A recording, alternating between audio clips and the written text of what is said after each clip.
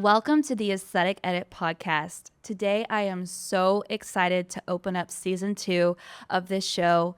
We have a very special guest that I am so excited to introduce. This is someone who has built a 9-figure sales organization by the age of 26 years old. She has over 1 million followers on social media, and she is a global keynote speaker. I met our guest through social media, which is so special. I found her video on my For You page and instantly fell in love with her story, her message, her content. She is changing lives across the world, and she is truly an exceptional woman. I'm so excited to have Emily Ford on the show today. I'm honored to be here, and I'm so happy we found each other on that Explore page. I am too. It's what we talk about all the time, the power of social media. Isn't it wild that this is how our world is these days? It is. And you saying that makes me go, okay, I need to show up more. I need to keep posting. And I just really want to speak into that right now, because I remember 10 years ago when I didn't have a comment, nothing. Yeah. And I was just trying to express myself and Yeah. the power of consistency, right? Yeah, it's so, so good. So that was my first question, Emily, is how did you go from building this sales organization to building such a powerful and intentional personal brand? Well, it started because, to be quite honest, I wanted to be my own boss. And Yeah. I was 23, sleeping on a mattress on the floor, broke. I mean, I was raised by a single mom in Minnesota, and I was taught you work so hard. And I did. I nannied. I had all these random jobs. And when I got into sales, they're like, it's an endless stream. However much you sell is how much you make. And I'm Yeah. like, okay, but where's all the people? And they're like, you need to, find the people and sell to the people. Yeah. So I went to social media. I'm like, this is free. This is a free place. I can grow my network. And so what I did at first was I spammed everybody. And because I was selling supplements at the time. Yeah. And I was like, this is why you need this protein. I was just spam. And I'm like, why is no one talking to me? Yeah. Oh, because I'm a salesperson. Uh-huh. And that's when I started to realize, oh, if I actually add value to people's lives, if I actually let this be a place where they can get to know me, then they're going to trust me. Yeah. Then eventually they might just buy from me. Yeah. And so I flipped the script really quick when I realized what wasn't working, and that started to grow my personal brand. Yeah, that is such an amazing story. And just for our audience to understand more about what you're doing today, can you just share a little bit about your brand, Fordivine? Yeah. Well, today I am so passionate about helping others build their personal brand through my own experience through the last decade. And, it was 2 years ago where I was watching all these people teach marketing and branding, and I'm sure you can relate to this. And I'm like, that's not quite right when it comes to personal branding. And Yeah. my husband's like, why don't you actually teach this? Because you're getting aggravated. You're wanting to jump out of your skin at these events and teach people how to really do it. And so what I did is developed a method where any person can take it virtually. They can come online and learn how to build a personal brand from A to Z, and learn how to build a personal brand that's actually true to who they are, that they can sustain. Yeah. That's so important. Yeah. And then Fordivine also has VIP services where we work one-on-one for our women that are ready to dive in Yeah. and really build a personal brand and match it with an aesthetic that matches their personality and also is going to take them into the future, whether they want to write a book or grow their audience or be Yeah. a speaker, you name it. It's so good. And just for you guys to know, I just hired Emily and Fordivine and her team, and they have completely transformed my personal brand. Sometimes, even though being in marketing, you might relate to this, if we're going to talk the talk, we have to walk the walk, and we need the right team, the right mentors and coaches to come in and help support us and lead us there. And the experience with your company has been phenomenal. Thank you. So Thank you. If you're listening but not following, please just go ahead and click that follow button. It will help solidify our relationship, and it will allow us to engage with you more regularly and give you more of the advice and guidance you're looking for and how you're building your brand on social media. We can be found on Instagram, TikTok, and YouTube. Follow us at the Aesthetic Edit Podcast. If you have show ideas or guest recommendations for our future podcast episodes, we would love to hear from you. What I love about you, Emily, is the message that you share and how you really encourage women, especially, to fully step into the light and just step into all that God has called them to be. One of my favorite messages that you've shared is that it's selfish to hold back and to not say yes to the call. And that's just something that has inspired me in so many ways. Thank you. And working with you, let me just tell you, you are an inspiration. The company that you've created, what you do in the aesthetics industry is amazing. And when we got to work together, this is where I'm like, there's so many more layers to you.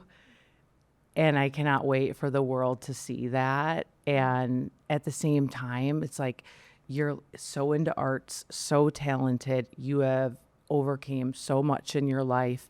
And you've built this company, and I think so many people want to see the founders. They want to see what is it actually like to run a real company. Yeah. You know? Yeah. And for so long, you've just been building the thing, Yeah. but we haven't seen the other side of it. Yeah. Which I cannot wait. I can't wait to.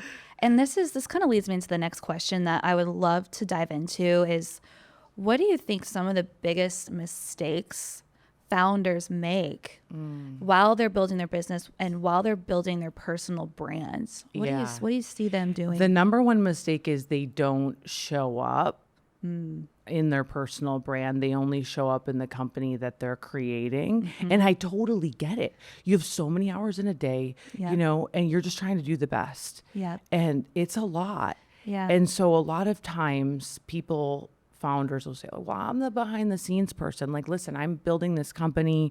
I don't need to be the person out there. And it's like, well, yeah, you do. Millennials and younger want to know who the heck owns this company. What's their beliefs? What's their values? Why should I endorse it? Right. Yeah. And I also believe that people want to be a part of the evolution. Yeah. They want to know, you know, what's happening behind the scenes here. Yeah. Not just this cute whole look and the amazing black walls and the cute white chair. I want to know like what's happening. Yeah. And they want to be bought into that story. Yeah. You know, and so with a lot of founders, I see they're kind of like coming out and they're like, okay, here's my company. Now pay attention to me. Right. Right. Because we have this idea that things need to be perfect, and they will never be perfect. Right. And in fact, you know, so many people say to me, I loved following you when you were broke, and I loved following you when you were single, trying to date, figure it out. You were looking for the right godly man. Yeah. We just watched you be single for so long, you know? So relatable. Yeah, right? And the girls love that though, because I didn't settle. Yeah. And I'm like, I'm not settling. Yeah. And so I know that that's like a founder question, but it's a life. They want to know that you're human. Yeah. Right. It's so good. And that's something that, I mean, you also have inspired me with is being at the retreat that you host, which is coming up again in October, I believe. Yeah. That's one of the conversations we had in the room was, what is your biggest fear in showing up? And one of mine was fear of judgment of how I would be perceived by my employees and my clients. And we really talked through that. And I feel like that's something our audience could probably relate to is once you start building something, you know, I used to back in the day when I was 22, first graduated college, I started a blog. I was an influencer. I was all over social media. I was showing everyone everything. I was engaged. I had this whole life and I had no problem sharing it. And then as soon as I started building my business, I started to hide and hide and hide. And so what would you say, how do you approach women who come to you that ask, how do I essentially get over myself and be comfortable showing up for my audience and for my social media? Yeah. Let me ask you this. Why do you think you started to hide? It's a great question. I think it was fear of being seen fully Mm. and honestly fear of being too much. Yeah. Did someone tell you that at some point? Yes. Yeah. Well, I'm sorry they told you that, That's okay. because it's a belief then that gets embedded, right? And what I find with all my women, somewhere down the line, somebody said something. And a lot of times they're the one in their family that wants to build something.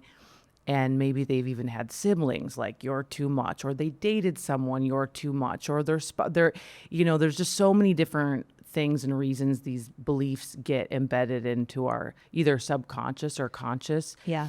And what I've learned is if I can look at what's the reason I'm doing this, Yeah.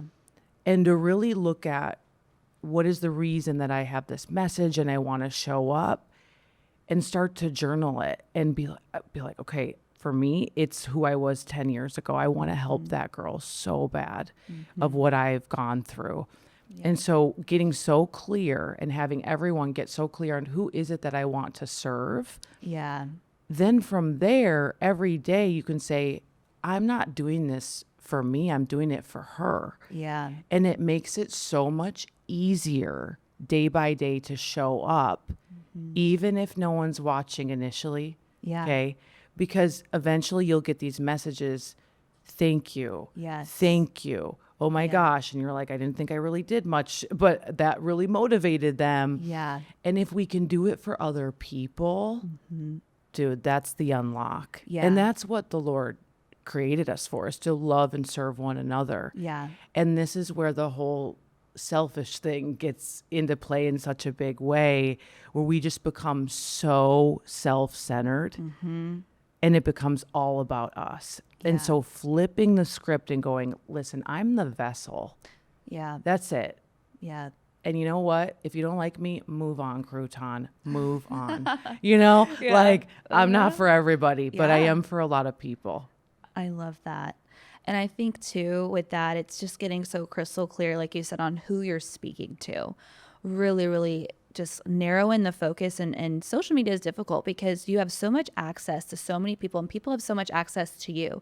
And so you start to think, we've got Facebook, we've got Instagram, we've got TikTok, and we've got people from high school and college, Yeah. past coworkers, past bosses, family, friends, all these people.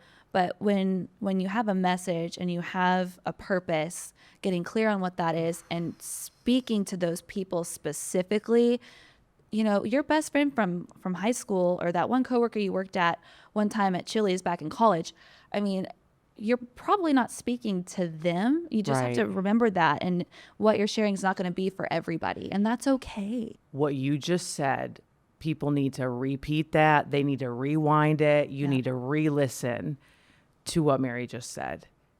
And so many times in my career, I've had to rethink and re-listen to what you just said. Yeah. Even as I have emerged, like, I'm not doing this for the John Maxwell's of the world and the Ed Milet's of the world, even though those guys are my friends and my peers. No, I need to go back to who I'm serving, because we can get so caught up in that. Or to your point, the family members. And, I remember when I first got into really speaking about personal development and stuff, my brother was like, is this about me? I'm like, no, I'm giving a statement and a lesson to my audience. It actually is. Yeah, I know, right? But it's major. Yeah. It's so major. Yeah. Yeah. And people can read into it. And at the end of the day, you have to let them, like the Mel Robbins theory. Yeah. It's just like, it's not about us. It's about the vessel. It's about our message.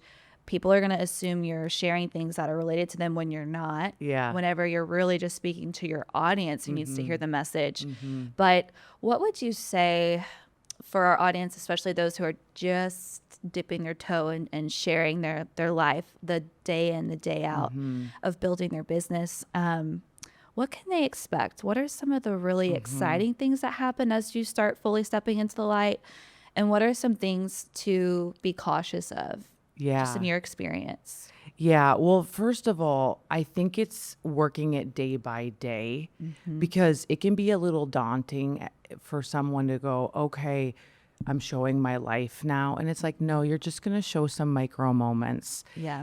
So just get really clear of what do I want to show today? Yeah. It's like, are you more health focused? Okay, well then show yourself in the kitchen Yeah. and get one of those wands from Amazon. We have them with us at all times. People are like, is your husband filming you? I'm like, no, he doesn't have time for that. It's my wand and my phone is on it, Yeah. So really just being conscious of that, of like, okay, I got a minute here, I got a minute there. And then it's like today when I'm at the airport, I'll load everything from the last, day. Yeah. Right. So just being aware of that. I think when I start working with a lot of people, they're like, this is so much. Yeah. Like, oh my Yeah. gosh, I It's don't have time overwhelming. to do all this. And it's like, yes, you do. You just have to be conscious about it. Yeah. And really, zone in on an hour a day or something, even less than that, just Yeah. micro moments in the car even. Yeah. Right. Yeah. But what to expect from it, it's different for everyone, but some people, they start to really question themselves, like what are people thinking? And I just say push through. Yeah. I don't even look at who looks at my stuff. Yeah. Because That's I good. just keep going. That's good. And take it day by day Yeah. and just know that's normal. Because sometimes, especially as women, we're in the heat of the moment. We say something. Yeah. And then a few hours later, we're like, oh man. Should I have said that? Yeah. If that's who you are. Yeah. Yeah. Stop questioning. It doesn't have to be rehearsed. Yeah. And it actually should be fun. Yeah. Like we're not performing open heart surgery here. Yeah. Like we're so blessed and fortunate. Yeah. So it's like, just lighten up a little bit, Yeah. Just be you. I always like to tell the clients that we work with at Social Practice, we're not filming a Super Bowl commercial. This is not going to be viewed by 5 million, 10 million people. I mean, it might, but Yeah. just, we're going to keep rolling with it. Yeah. And the more that you are authentically yourself and you're comfortable in being that, the more you're going to connect with your audience. To connect with today's guest, Emily Ford, find her on Instagram at It's Emily, or you can visit her website at Fordivine.com.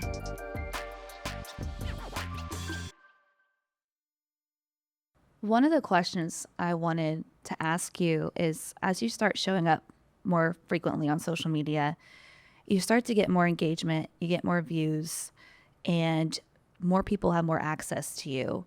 What are some things that you have done as you've grown your following and your brand to protect your mental health in this journey and in this process? That's such a great question, because I believe people think just because someone DMs you, now it's like, oh, I have to get back to them right away. Yeah. And it's like you take that on top of emails, text, all the things, you will not get anything done, right? Nothing. Like you'll be constantly answering people back. And Yeah. so what I've really done is set healthy standards around my phone, Yep. truly, Okay. to the point of when I have a day off, like I don't even look at my DM. So Sundays Wow. typically, or even if I'm trying to be fully present, I know that can wait, right? And eventually, for some people, you can have help, you can have assistance help. Yeah. I'm sensitive around the subject. I speak on deep topics. People send me Yeah. deep stories, Yeah. all that stuff. Yeah. But I do the best I can. Yeah. And that's really what I have to say is do the best you can. Yeah. And don't beat yourself up if you're not able to Yeah. answer back, because you answer back, it's like a full-blown conversation, and you take Yeah. that times thousands. Now you're really, Yeah. going deep. And so that's where having something like a podcast is so amazing, because you can serve people. Yeah. Here's a resource. Yeah. Yeah. I also think that we need to normalize not expecting people to instantly respond to text messages or DMs. Yeah. And also, sometimes you just might not get a response. Being in this position, I'm sure you've experienced this. I could be on my phone for 12 hours a day, strictly emailing, texting, DMing, slacking. Like I could fill my full day with that, with the number of communications that come through my way. And it's overstimulating. So I time block. I have communications time block on my calendar. And when I'm done, I'm done. Yeah. And I just move on to something else. Yes. Well, what I want to add to this has been dramatic for me the past, like, I would say 2 years of my life. Yeah.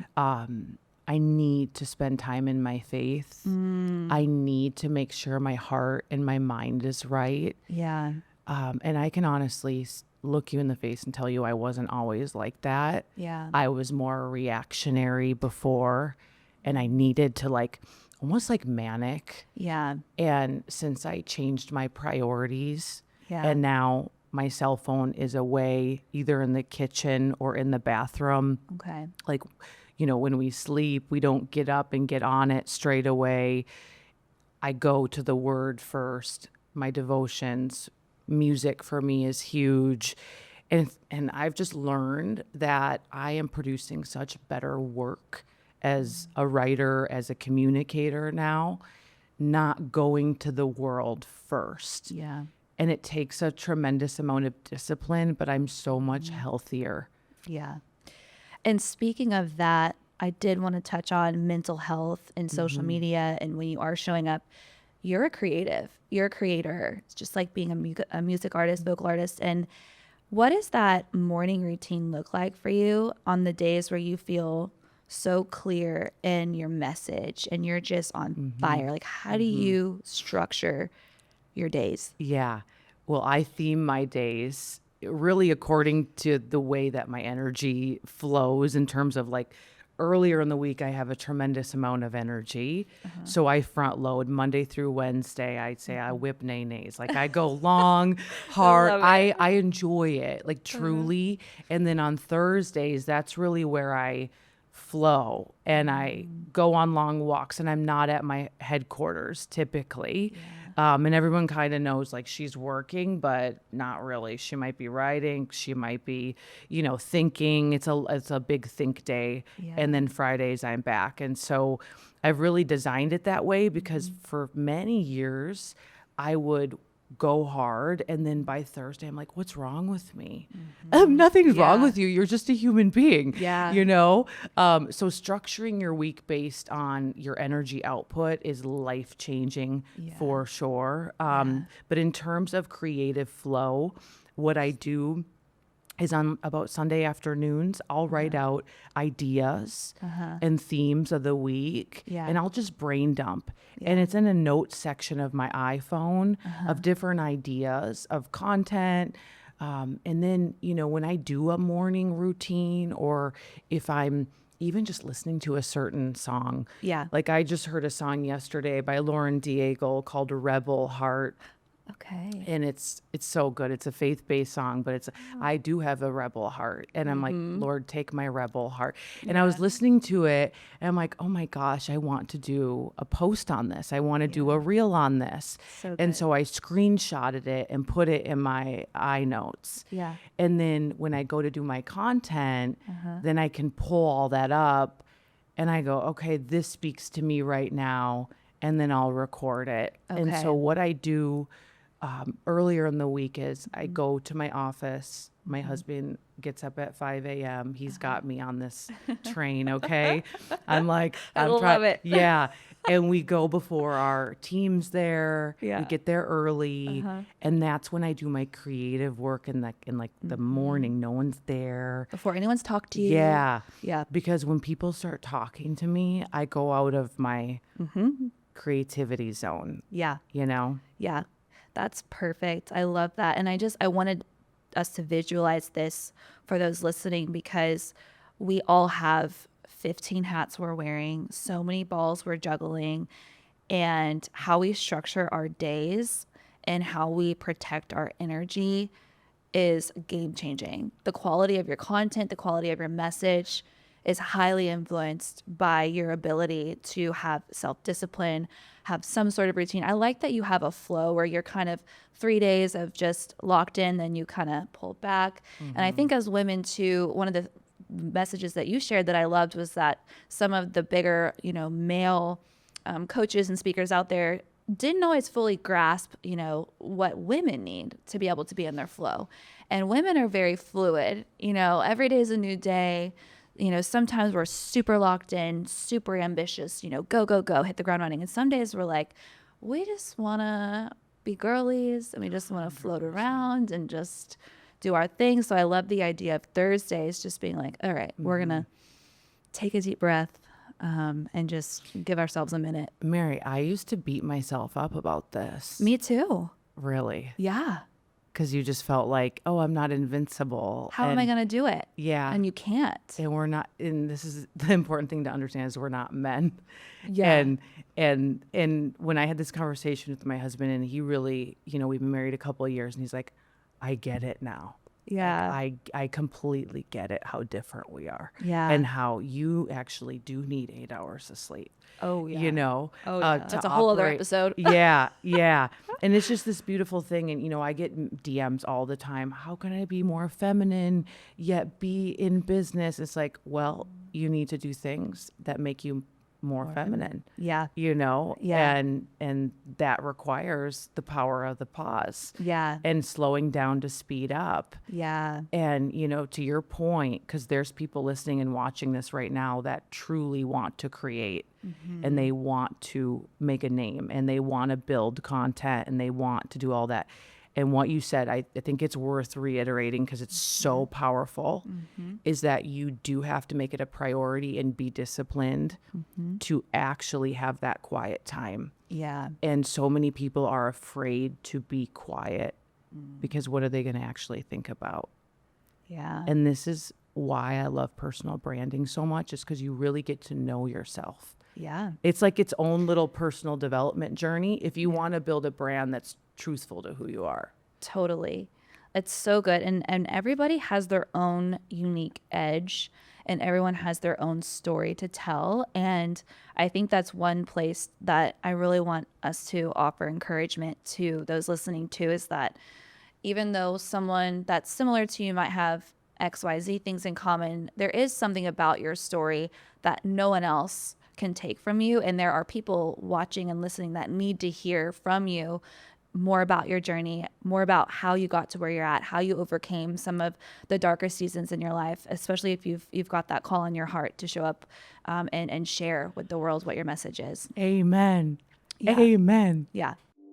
Social Practice would love to offer your practice a free social media audit. Visit us on social media at Social Practice US. Click the link in our bio to claim your free audit today.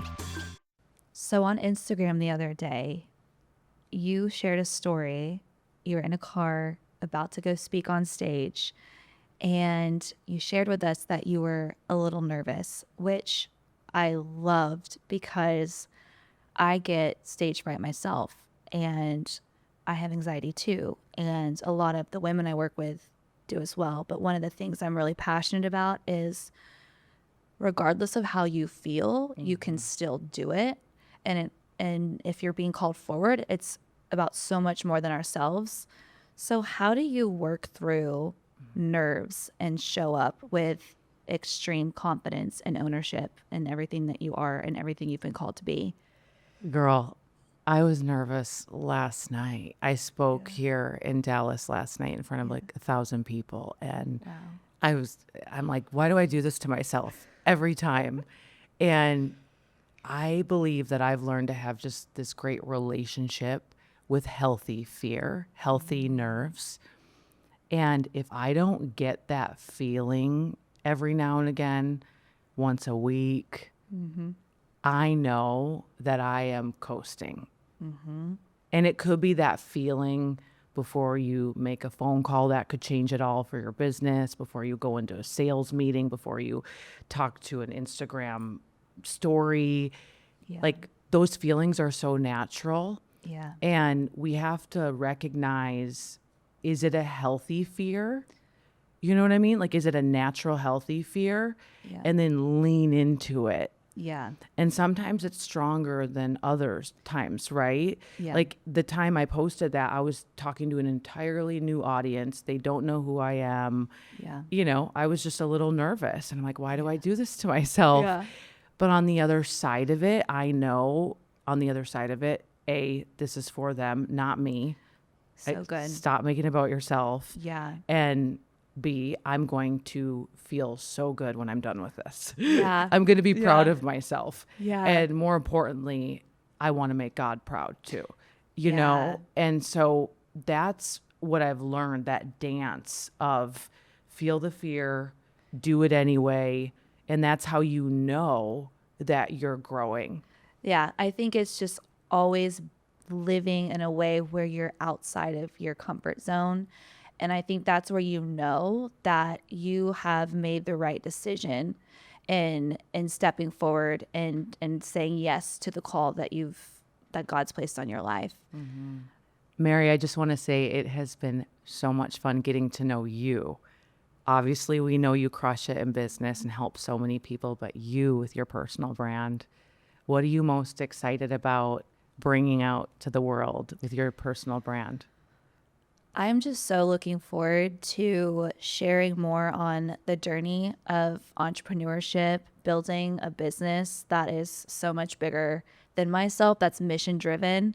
And my goal is to inspire other women, especially in their personal journeys and how they're growing their businesses and the power of social media, the power of connection, and really just leaning into the story that I have to share around what it took to get to where I'm at today. And in 2 weeks, I'm going to see you come out to Fordivine. Yeah. We're going to shoot it all, create content. But I know that's where your audience is going to be able to start to see a whole different side of you as well. I cannot wait. It's going to be amazing. Thank you so much, Emily, for being here today. Your story is so inspiring, and you are changing lives across the world. Thank you. I appreciate you so much. Thank you. You can find us on social media at the Aesthetic Edit Podcast. We are on all podcast platforms, so don't forget to hit subscribe. We would absolutely love it if you would take a moment to leave us a review. 5-star reviews help us shape future episodes on the podcast and offer the guidance you need in the aesthetic space. To follow Social Practice on social media, you can find us at Social Practice US on Instagram, Facebook, and TikTok.